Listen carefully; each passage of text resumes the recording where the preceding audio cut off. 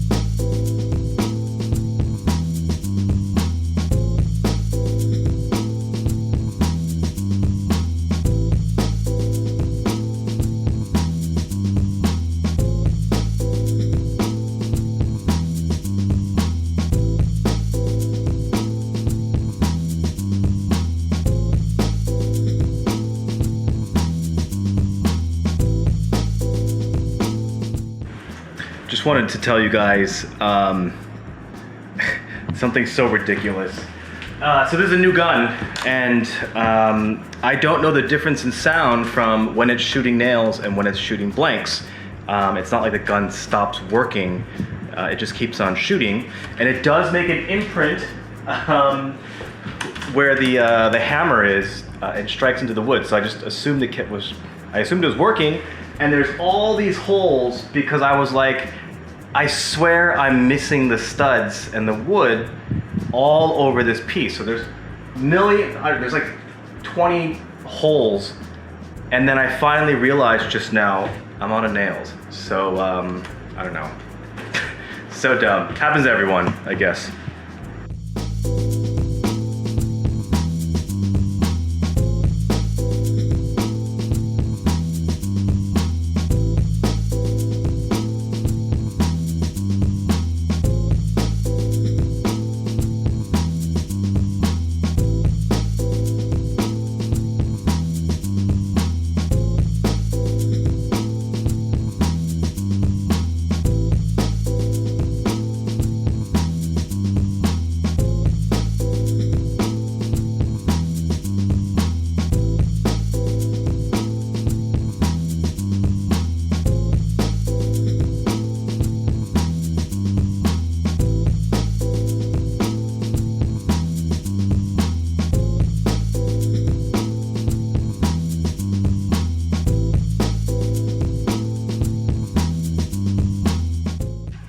What is happening, everyone? Today we are finishing some of the work on our pocket door here in our 1-bedroom unit.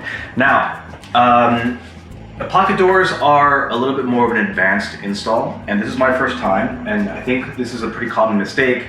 I did not judge all the trim's final distances very well, so now the door, with the soft close hardware already installed and set, is inset maybe a ½ inch too far. I didn't account for the right depth for this final trim. So there's no way for me to get a tool all the way inside to adjust the pin where the soft close starts and stops. So this is just kind of where the door ends. And there's nothing I can do. So what I have to do is bump out this door and build out the door maybe a ½ inch more so it becomes flush like this. Right, that is the cool look with the pocket door with super flush, and then I can install all my door hardware.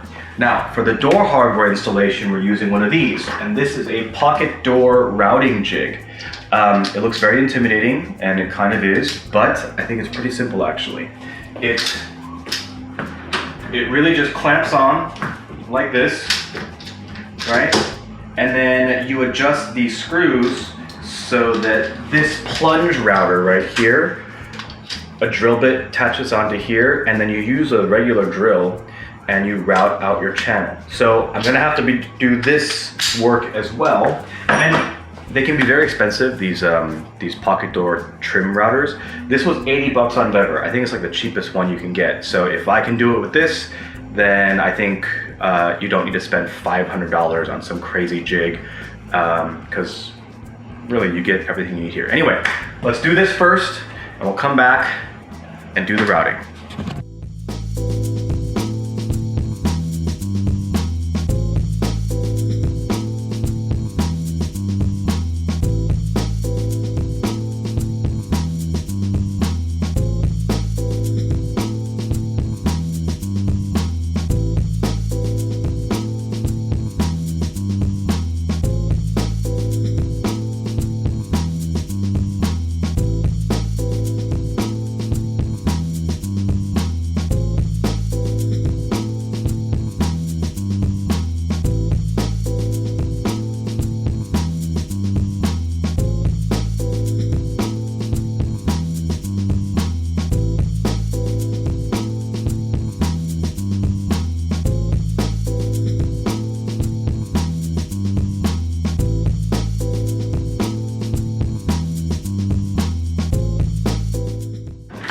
So, quick update. I can't use this jig because this is a ½ inch, and my smallest bit that came with this set is bigger than that. And so it would potentially, with a little bit of inaccuracy, make too big of a hole. So I'm going to have to do this manually with a drill and a chisel, which will probably take 3 times as long. Oh well.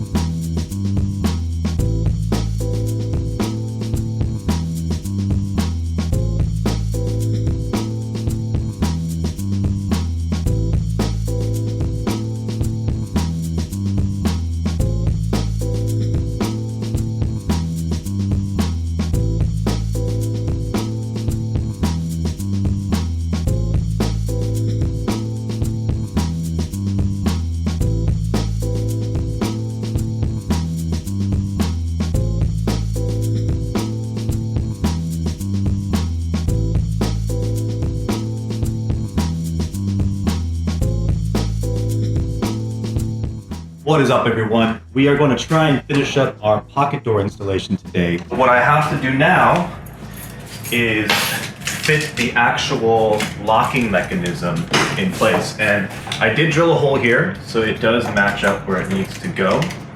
You can see that. And then this is kind of like the manual lock release. This is not like a super secure door or anything like that, but it will control, I guess, the lock. So what has to happen, if you look on this side, I need to make this hole a little bit bigger so this will fit through, right? I then have to drill the holes here for the screws that go in. And that way I can then trace the outline of this panel where it will sit flush. Now, because the tolerance here on my door is so tight, I guess here, one of the consequences of this that I bought is it bumps out a little. So this has to actually get recessed into the door a little bit for it to fit properly. So I'm gonna have to kind of route out or chisel out a little section here for this to kind of sit a little more flush. Not totally flush, it'll have a little bit of a bump out, but enough so that it can pass through this channel here on this side. Let's go ahead and get started.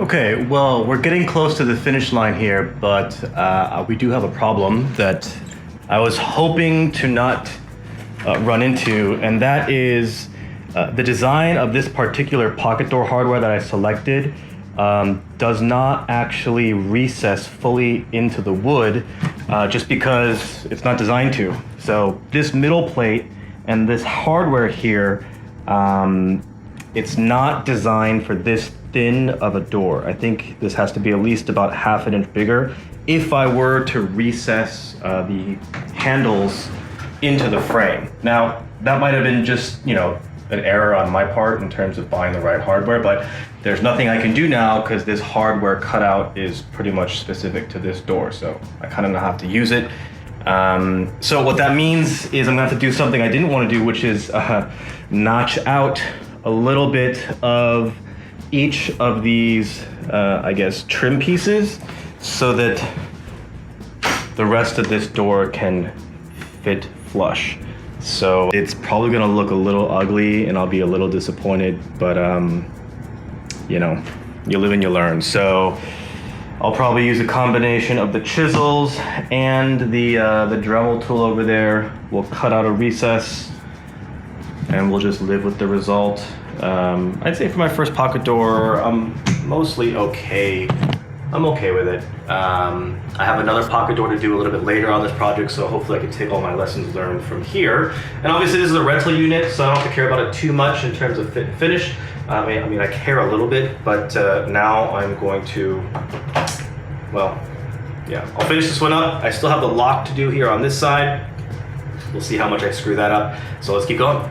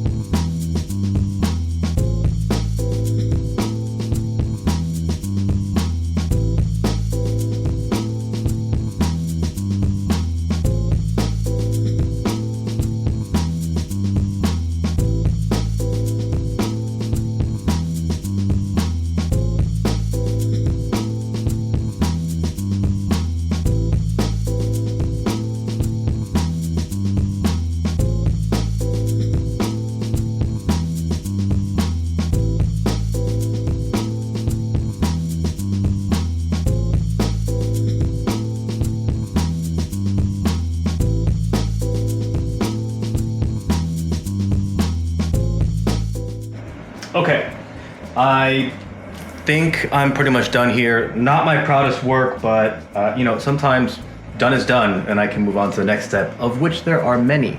So let's take a look here. I chiseled out the handle plates here for this this pocket door handle that I guess I should have thought a little bit more about, but it recesses in. Is it pretty? No. Is it super noticeable? Maybe not. I also chiseled out and screwed in the catch plate here, and as I was chiseling, a sliver of this came off. I think that's part of the problem of using common board. It's not, I mean, it's better than just plywood or regular wood, I guess like pine, but it's not as good as like a hardwood that wouldn't split as easily. Now, I think what I should have done is used a router, which I left at my shop, and I may have to get another one. So that would probably next time be better served with a router. But if you look, this thing does what it's supposed to do. It closes, it locks, right? And I think for my first try with the pocket door, it's okay. But I'm still proud of myself for trying, which I think is the important part. So we can move on to the next step, which is finishing the trim here on this side. And what I think I'm going to do, just because this piece of, I don't know what you call this, marble, granite, fake granite, because this kind of lines right up here, I'm not gonna try to make a continuous piece that goes from here to here with a tiny sliver going down. I'm just gonna make it two separate pieces, and that'll just make it easier to deal with. I thought it might be fun. I thought it might be fun to show you what happens when you measure once, cut once. This does happen from time to time. I pretty much transcribed all my cuts opposite of what they should have been. So this is the mirror image of how it should go in, and now I have it on the back side. Yeah, that's not exactly what I was going for. So let's rebuild this piece and do it the right way. All right, the moment of truth. Does it fit?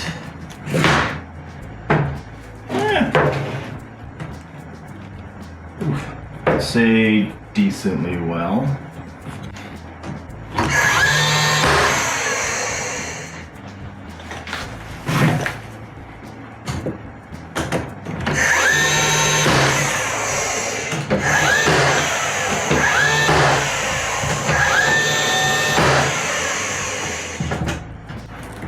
Not bad.